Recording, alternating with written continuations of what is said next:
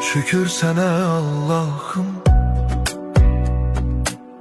bugünüme sabahıma. Ürəyimdə bir ümid var, sen baxırsan halımıza. Şükür sana Allah'ım, yolumu düz saxla hər an. Qəlbim yorulsa da bəzən sen verirsən mənə güman. Bir addım atıram, yenə sınaq çıxır. Dünya bəzən gülür, bəzən də yandırır. Amma mən bilirəm, tək deyiləm heç vaxt. Sənin adın var içimdə, mənə yetər bu haqq.